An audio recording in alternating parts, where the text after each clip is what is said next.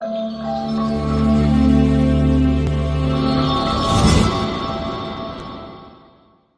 u mahadcelinayaa hay-adda Mind sida wanaagsan ay u agaasimeen kulankan. Ma rabo inaan ku dheeraado. Magacayga waa Amal Maxamed Awkar. Waxaan kusoo barbaaray degmada Qoryooley, gobolka Shabeellada Hoose, ilaa dugsi dhexe ku gaaray. Markii aan dugsiga dhexe gaaray, waxaan kala dhiganaynay iskuulka gabdho gooni bay ahaayeen, wiilashana gooni. Dugsigii dhexe markii aan dhamaynay 3 gabdhood baan kusoo harnay. waxay ahayd 3 gabdhood waxaa la yidhi fasalleeda ma furayo. inaad sugtaan fasalka kale idinka dambeeya ee dugsi sare soo gaaraya. sanad inaad dib u dhacdid. waxaan go'aansaday inaan Muqdisho u suraadsado dugsigii sare. ayadoo xilligu aad u xun yahay. 2008kii baan high school galay. maybe da'deedu xogaa way ka yartahay dadka halkan jooga saan u maleynayo. xamar baad iska ogtiin xilligaas aad bay u xumayd, laakiin alxamdulillah waan ku guuleystay inaan dhamaysto. kadib scholarship baan helay oo dalka Turkiga ah. challenge-ga kale haddana wuxuu noqday inaan doortay kulliyad ay gabdhuhu aad ugu yar yihiin, kulliyadda engineering-ka. waxaan bartay warshadaha oo aan mastersna kasoo sameeyey isla Turkigii, dhowr sanana aan halkaa kasoo shaqeeyey.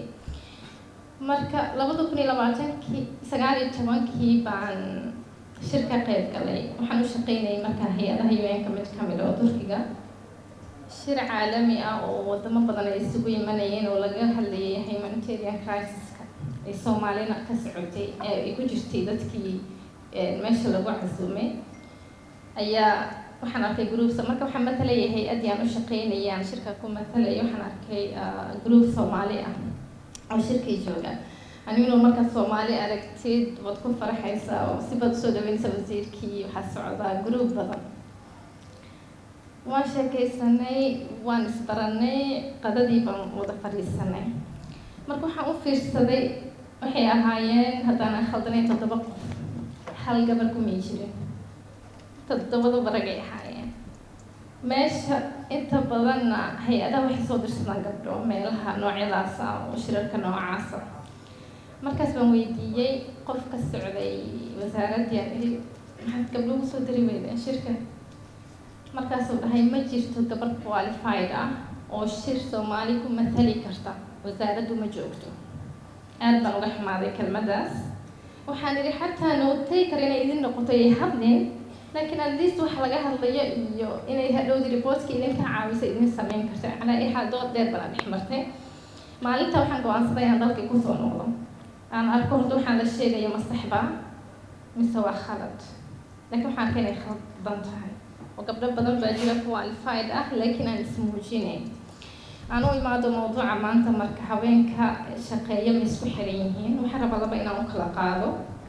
tan u horeysa oo gabdhaha ka shaqeeya siyaasadda ha ahaadaan xildhibaan, wasiiro, dad hadda xildhibaanimo raadinaya. waxaad moodaa sanadihii hadda teemka u dambeeyay isku xiran yihiin. waan u mahadcelinayaa wasiirad Xamiid aad bay uga shaqeysay. wax badan groups baa jira, NGOs baa jira ka shaqeeya gabdhaha, forums u qabta ka shaqeeya dhiirigeliya gabdhaha inay siyaasadda galaan. laakiin waxaa la dayacay gabdhihii technicalka ahaa oo aniga aan ka mid ahay.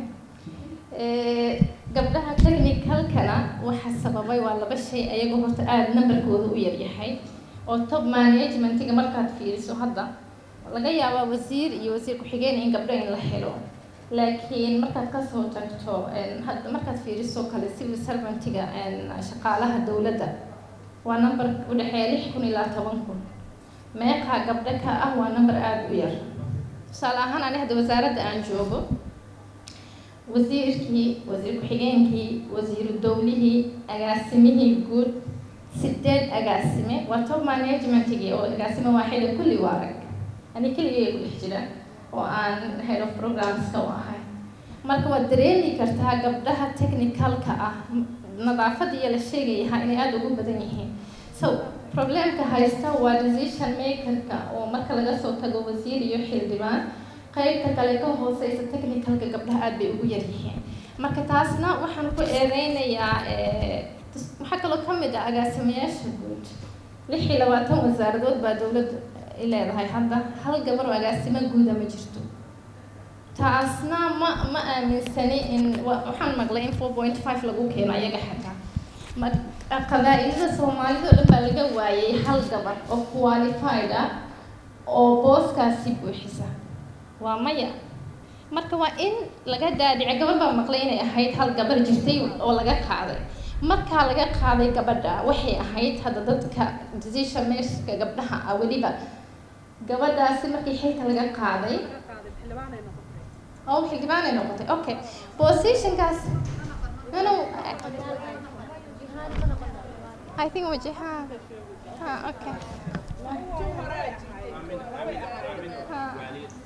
ما تعرف كم دم حتى شيء جاي كهذا so gabadhii markii xilkii laga qaaday waxay ahayd xataa hadii la leeyahay portfolios waa portfolio aad u weyn oo wasaaradda gaashaandhigga rag aan geyno waxay ahayd in loo dagaalamo position gabara in laga helo wasaaradaha kale at least hal gabar ay jirto shir baan u tagay Nairobi 2 bil ka hor oo youth ku saabsan marka shirka intuu socday break time-kian waan soo wareysanay dadka qaar markaas baa nin wuxuu iga sheekeeyay arrin aad la yaab leh wuxuu yidhi gabdhihiin Soomaalida maxaa idinku dhacay markaasaan idhi sabab wuxuu yidhi waxaan rabnay agaasima yaasha guud inaan u qabano training 26 rag baa soo saftay meesha oo taydhi wada xidhan hal gabar xitaa ku jirin xataa waxaa la rabay inuu dhaho mid waan baaqdo hasha gabadhan meesha isaga jirto laakiin 26 oo raga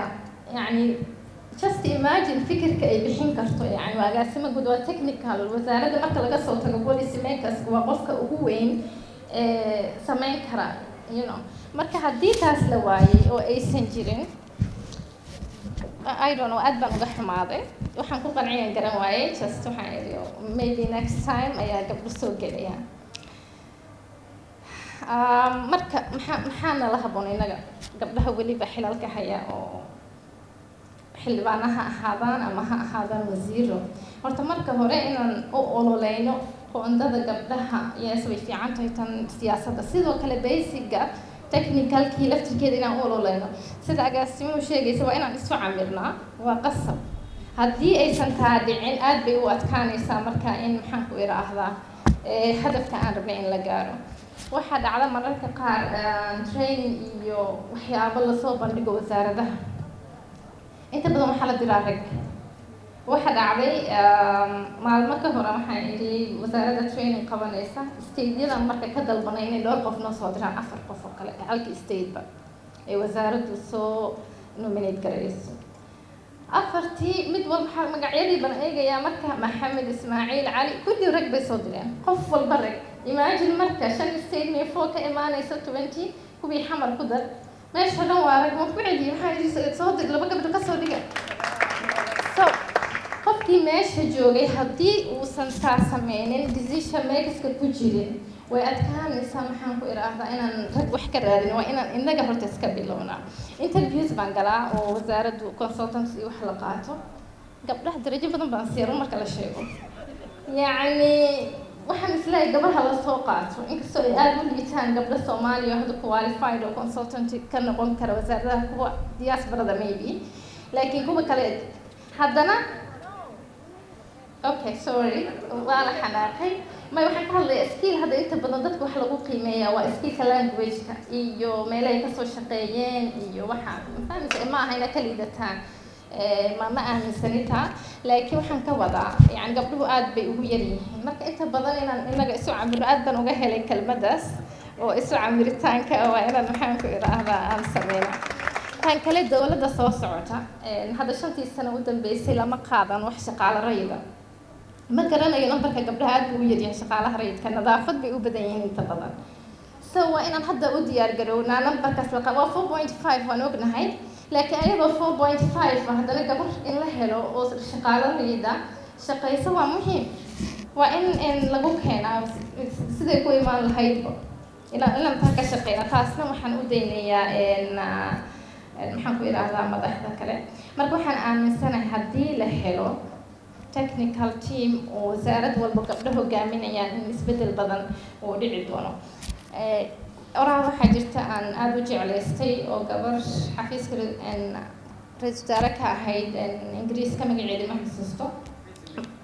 No, between 79 ila 90 haatan u horreysay oo xafiiskaas qabatay Ismaaciil Gurad ma ahayd. waxay dhahday if you want something said ask a man, if you want something done ask a woman. marka isbedel badan inuu dhaco haddaan rabno waa inaan gabdhaha technicalka ah aad u dhisnaa. waxayna ka imaanaysaa taas marka hore dadka policy makerska ah oo gabdhaha ku matala baarlamaanka ha noqdaan, xildhibaanada ha noqdaan, assistantyaashaas gabdhay ka dhigan karaan. waayo wax diidaya ma jirto. haddii fursado lasoo bandhigo in ay mar walba dhahaan okay gabar ma ku jirtaa, laba hadday yihiin gabar aan ka dhigno, waxyaabo qaar waxaa jira go-aan annaga aan ka gaari karno. marka taas haddii la helo waxaan aamintan kale corruptionka hadda dalka ka jiran aad buu u yaraanaya. unfortunately waxaan noqonay number one. hadda adduunka waxaan akrinayay World Bank report ay soo saareen 10 sano ka hor meelaha ay ka hadlayeen corruptionka gabdhaha iyo ragga markii la fiiriyo 81% gabdhaha yar corruption adduunka boqol waxay ka sameeyeen wadan study waxay ogaadeen gabdhuhu 81% ay ka yar yihiin corruption. For example hadda ani waxaan ka mid ahay gabdhaha ayaga gaarigooda wata xamar jooga. markaad checkpointiga maraysid maalinaad martay 2 maalin 3 maalin askarigu ku baranaya. the next day wuxuu ku leeyahay kan $1 biyaan ku caawiyay waxa checkpoints qaar gabdhaa jooga wallahi she never asks ma laga yaabo inay ku weydiiso waxay gabdhaha halkan joogan ka hadlaya checkpointyada iyo trafficada kuwa jooga. marka waad arkaysaan farqiga u dhaxeeya yani ragga iyo dumarka markay timaado howlaha dowladnimada. aad baad u mahadsantihiin.